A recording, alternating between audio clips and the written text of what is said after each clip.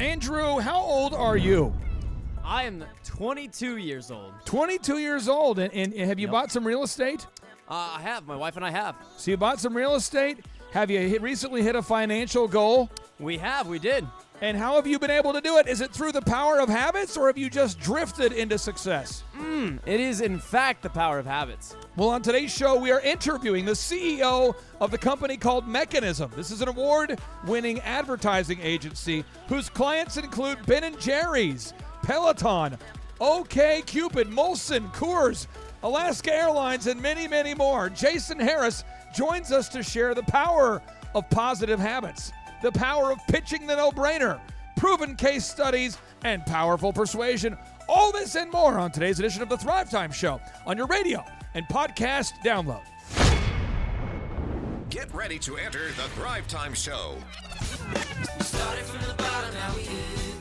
We started from the bottom, and we'll show you how to get here. We started from the bottom, now we hit. We started from the bottom, now we hit. We started from the bottom, now we're on the top. Teaching you the systems to get what we got. Colton Dixon's on the hooks, I break down the books. Z's bringing some wisdom and the good looks. As the father of five, that's why I'm alive. So if you see my wife and kids, please tell them hi. It's the C&Z up on your radio. And now 3, 2, 1, here we go. We started from the bottom, now we hit. We started from the bottom, and we'll Yes, yes, yes, and yes. We are in the air everywhere. Aaron Antis, how are you, sir? Oh, I am so good. Oh, let me ask you this, Aaron. Aaron, you now run Oklahoma's largest home building company. You guys have grown over these past 4 years. We've had the opportunity to work together from $24 million of sales to how many sales? What was the total gross? 141. So from $24 million to 100 and what again? 141. 141. That's a lot. It is a lot. Now, what if on today's show you could learn, what if we could all, James, the attorney, what if we could all learn just one super move on today's show that would give us the opportunity to increase our earnings by 10%? I love it. I mean, they would improve your efficiency by 10%. I'll take Would it. you want to know? I need all the help I can take. Okay, so we're going to need some, we're going to need a cowbell, a wood mallet thing, That helps. and we're going to need a megaphone. Okay.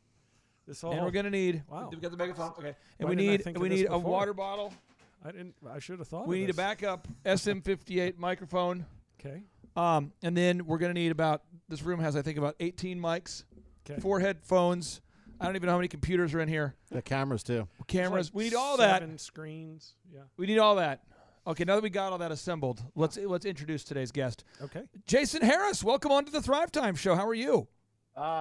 Thanks for having me. I wish I brought my cowbell and my megaphone. Oh, man. Yeah, you know, the reason why I was joking about all these accoutrements you need is you're teaching how to create positive habits, which is like a non-tangible thing, but it makes a huge difference. Sometimes it's not about the resources, it's about the resourcefulness. So, Jason, before I begin interrogating you about all things habits, tell us your background. I mean, what was your background, and what are some of the companies that you've worked with throughout your career?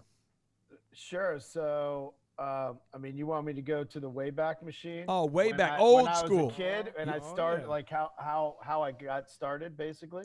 Yeah, from the time of conception, I need an All right. hour-by-hour So update. I came out and I was messy, and I got cleaned up and slapped by the doctor. All right, so I run an advertising agency, Mekanism. We're about 200 people. We got 4 offices. Creative advertising, so we come up with ideas and then put them out into the world. We help build brands like Ben & Jerry's, Peloton, OkCupid, etc. We have about 30 brands. But I always knew since the age of 12, this is unusual, but from the age of 12, I was a TV junkie, and I watched a lot of TV, and I saw these ads in between the shows, like Lego My Ego. Oh, yeah. Mikey Likes It, the Kool-Aid Man busting through school. Oh, yeah. Yeah, pissing off the teachers. And I was like, that's a job. Someone does that. And I realized I wanted to figure out how to make that into a career. So I knew at a very young age that that's what I wanted to do.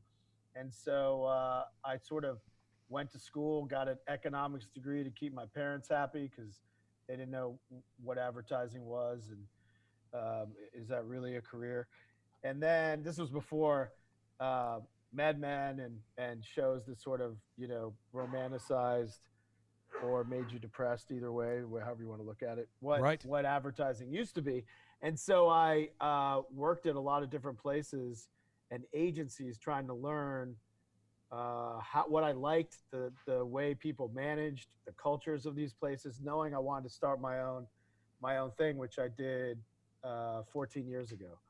And so that was my sort of career path. Early on, I knew the end of my story, and I worked my way backwards. And so that's my trajectory. It's the only career I've ever had, except writing a book and being in playing bass guitar. But other than that, this was my career path. Now, the company Mekanism, it's Mekanism, Mekanism, Mekanism. How did you get started, and how did you go get your first 10 customers? Okay, so when we started the company, we were four people, and we really, my philosophy is the way when you start a business is, at least in particularly in my business, we did a lot to build case studies, and we did free work. So basically the first year we went to get clients, and the easy pitch was we would come up with ideas, like say to big brands like Microsoft or Sega, and we would network our way in there, pitch our idea, and then if they love the idea, we said all you have to do is cover our costs to make it, and we'll do everything else for free. I love it. So we did a bunch of free work to make our brand attached to brands that were famous, to make our brand well known. And that proved to be painful because you're not bringing in bank, but it proved to build the network and the roster very quickly, so we can then go to a Charles Schwab or any other brand, and they're like, oh, they worked with Microsoft, they worked with Adidas, like these guys, they must be good. Little did they know that we were charging them full freight, and we had charged these other early clients no freight. And that's really a philosophy that I really believe in for entrepreneurs, is build the roster, build the client list before you start thinking about building the cash. I absolutely agree with that. Now, before we get into your book, I want to explain the passive-aggressive nature of this interview here. What I'm going to do is I'm going to... It just seems aggressive so far. So. Yeah, I'm going to try to go really passive. It's passive-aggressive. We're moving forward. We transition, and Aaron, it could get weird. Oh, yeah. But what I'm going to do is I'm going to represent the person who says, I don't have the money needed to not eat a burrito. I can't have the discipline or the money or the desire to delay the gratification of buying a $20 burrito that I probably don't need, and put that money aside to invest in a book that could change my life. I'm so busy. I've got a lot going on. Jason, I'm so busy riding my Peloton, which you guys have done the marketing for. I don't have time to read a book about the advertising guy for a Peloton.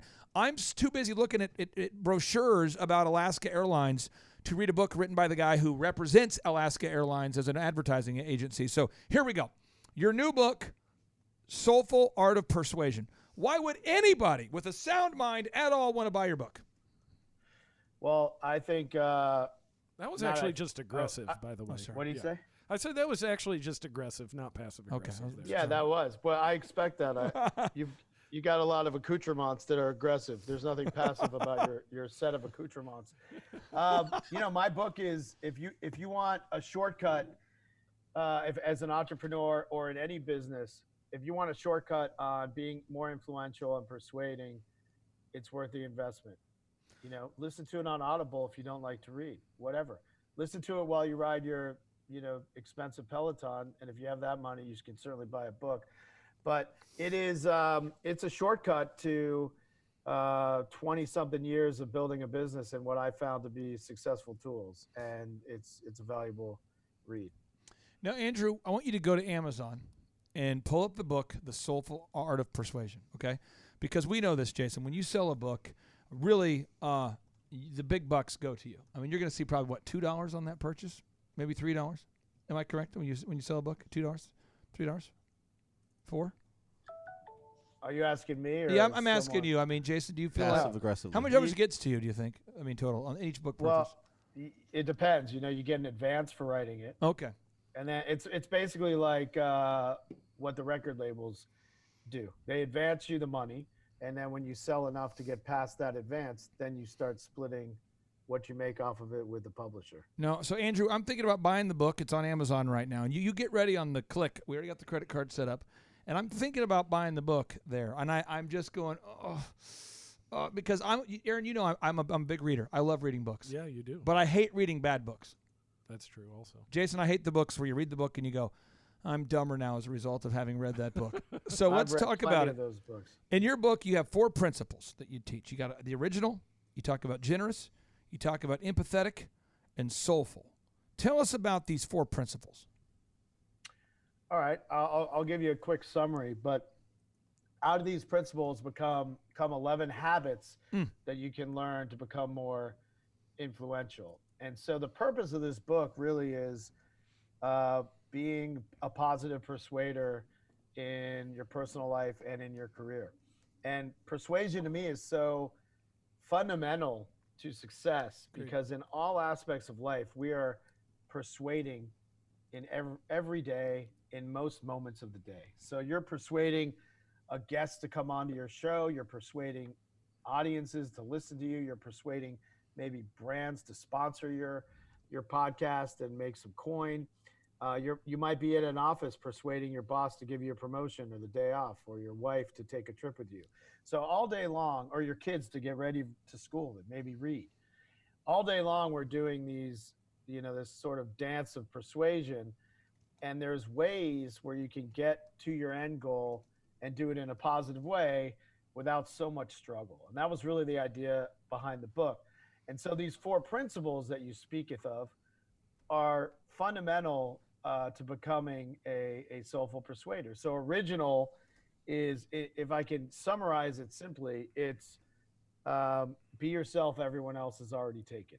It's a path for you to really become your true self and put that self out there, not have your work self or your home self, or try to do mirror and matching when you're selling, where you're trying to say, oh, I love golf too, or how about those Chiefs? Love golf. But really put your idiosyncrasies first and who you are, and let that be the thing that makes you memorable. And storytelling is a big part of that. So that's the first principle. The second one is generous. And that's really about giving habitually without expecting anything in return. And I'm not talking about money or giving gifts. It's about being generous with advice, connections, networking, opportunities, information. Yep. And the third, should I keep rolling through these? Oh no, you're on fire right This now. And is by the way, you right. said the word speaketh, and I have not heard the word speaketh said at all this year on a Thrive Time show. That's true. Speaketh. And Yeah. you He's probably original. never will. Do you typically use semi-old English verbiage? I don't know. It felt like it was in character with the way this was going, so I just threw it in there. All right, well, I'll pass the miceth back to you. The mic. All right. Empathetic. So the third is empathetic, which is really persuasive people are curious about others. They engage in conversations that go beyond small talk, and they really get to the heart of the matter. They're also skilled collaborators. They aren't ball hogs. They don't think every idea is them. They don't think they can do it themselves either. So understanding the other's position and being a collaborator is the third principle. And then soulful, finally, is holding yourself to your personal standards, striving to be better. But then the critical thing, and that's why sort of soulful persuasion is a bit of there's tension between those two words. Soulful to me is about giving back and making the world a little bit better than how you found it, and trying to do things that are outside of yourself, that aren't just for pleasure or monetary gain to feed your ego, but doing things that help others. And that to me makes you more persuasive, influential, and inspirational. I have two final questions for you, and then I'll let you hang up on us because I know this is one of those interviews, Aaron, where I feel like at any moment he might just hang up. That's true. You know what I mean? He's been on some big time shows. Well, you talked about passive aggressive, and then you went straight aggressive. So I'm just trying to keep you on the line for another question here. But no, tell us, how do you organize the first 4 hours of your day? Because you have a couple hundred employees, right? 200 employees. Yeah. I'm sure a lot of them have questions for you, things they need, resources they need, responses they need, wisdom they need. I'm sure they have things they want to give you, input, advice. I'm sure there's emails that fly in. I'm sure there's leads that come in, opportunities that come in. There's a lot of stuff coming at you. How do you organize the first 4 hours? How come opportunities didn't get a sound effect? Well, everything else did? I don't know. It's a mental flaw. Holy cow! But Aaron keeps track of my mental flaws in a book. That's true. And so I'll add it there and I'll dwell on it. Yeah. Oh, fantastic. All right, first 4 hours. So, I mean, I really wish I had a breakthrough thing that no one else had for this, but I wake up every day and I usually work out right at the beginning as soon as I wake up. Usually it's Peloton or boxing or some kind of physical activity to get me in the right headspace. Because I'll wake up like groggy and tired, and the first thing I have to do is some kind of physical activity. Always first. That's got to happen. If I don't do that, I usually am in a mood about 3 or 4 o'clock. So that's really important for me to know your body. I also do my hardest work right after that workout, which is the biggest things that I've been putting off, or the biggest problems with the company, or the person I have to really help, or the biggest opportunity I have to really focus on. Maybe it's a client or a new business pitch. So I do that right away. And then that starts my day. Those are like sort of start really hard. I start hard and then my day gets easier.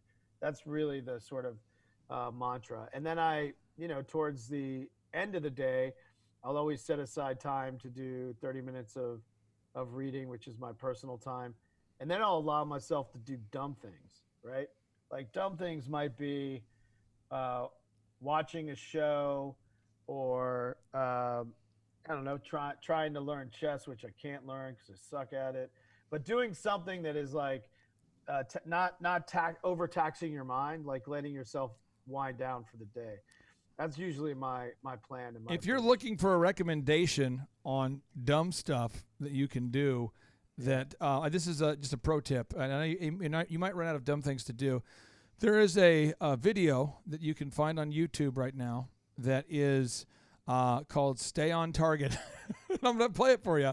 It's 2 minutes and 1 second that I believe might take your life to another level or take it down a notch. But let me play it for you. You're gonna enjoy it or hate it. Here we go. Just endure it for 2 minutes. Here we go. All right, I'm in. Here we go. Let me cue it up here. I think it's happening. Okay, here we go. Let me get it. Here we go. This is it. You should be able to see it by now. I'm in range. Target's coming up. Almost there. Right behind me. Almost there. Almost there. 30 seconds to closing. Now this is the tension this creates, Jason. He's almost there. He's like almost there for 2 minutes. He's almost there. Yeah. Here he goes. I'm almost there. He's almost there. You This feel is a similar feeling I have when my bladder is like really full, and I'm just trying to get to the restroom, and it's like almost there. Oh my God. Just, Use the force. Oh, lose the force. Use the force. Almost Oh there. my God, still almost there. Now, there's extended mixes you can find. Some are hours long. I think That is Amazing. That's how I feel every time I do a road trip, and it's like the last hour of the trip. You're losing your mind. Almost there. Yeah. Almost there. Almost there. Almost. Turn your targeted computer off. What's wrong? Luke, what's wrong? Okay. Final question here for you. you got the microphone. Some of our shows have 1 million downloads. You know, some of them have 7 downloads. We never know how many each show's going to get. Some kind of go viral. That's a big ass spread right there. Yeah, it is. I mean, seriously, we have some shows. Andrew, you know, we started doing these like 7 years ago. We have some shows where it's like people that, you know, some of the guests are very successful, but people don't know them. Yep. Some of them you have a big name, and all of a sudden just shoof. Yep. It's crazy. So now that, you know, if you had the microphone, whether you're going to share it to 7 people or to 1 million people, what's the one principle or thing you want to share with our listeners?